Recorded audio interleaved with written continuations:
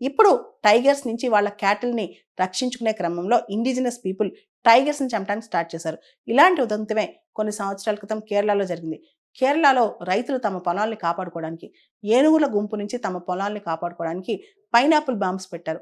ఒక pregnant elephant వచ్చి ఆ పైనాపిల్ బాంబు తిని చనిపోయిందనమాట.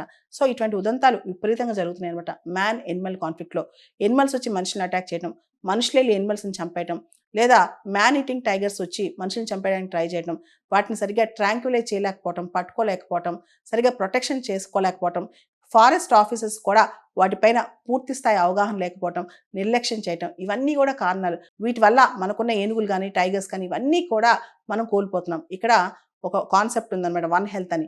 అంటే human health, Animal health, environmental health, ఈ మూడు బాగుండాలంటే ఒకదానిపైన ఒకటి ఆధారపడతాయి అనమాట. కాబట్టి పులుల్ని చంపి మనుషుల్ని కాపాడటం, లేదా మనుషుల్ని చంపి పులుల్ని కాపాడటం కాదు, అన్నిటినీ సమానంగా బ్యాలెన్స్ చేయటమే ఇప్పుడు ప్రభుత్వ కర్తవ్యం. జన అవసరాలు మరియు పరిశ్రమల అవసరాలు పెరగటం వల్ల ఫారెస్ట్ ల్యాండ్స్ తగ్గించేసి కట్ చేసి ఇండస్ట్రీస్ నిర్మాణం కూడా చేస్తున్నాం. ఇలా చేసినప్పుడు మనం వాటి జోన్స్లోకి వెళ్తున్నాం అనమాట. రైల్వే ట్రాక్స్ వేయటం, ఇండస్ట్రీస్ కట్టడం, పెద్ద పెద్ద కంపెనీస్కి లీజెస్ ఇవ్వటం, లేదా రిసార్ట్స్ కట్టడం, ఇవన్నీ చేయటం వల్ల ఈ టెరిటోరియల్ ఎనిమల్స్, చీతాస్ కావచ్చు, టైగర్స్ కావచ్చు, లయన్స్ కావచ్చు, ఎలిఫెంట్స్ కావచ్చు, ఇవన్నీ మెయిన్ స్ట్రీమ్ ప్లేసెస్లోకి, హ్యూమన్ సెటిల్మెంట్స్లోకి వస్తున్నాయి. కాబట్టి హ్యూమన్స్ని, ఎనిమల్స్ని బ్యాలెన్స్ చేయాల్సిందే.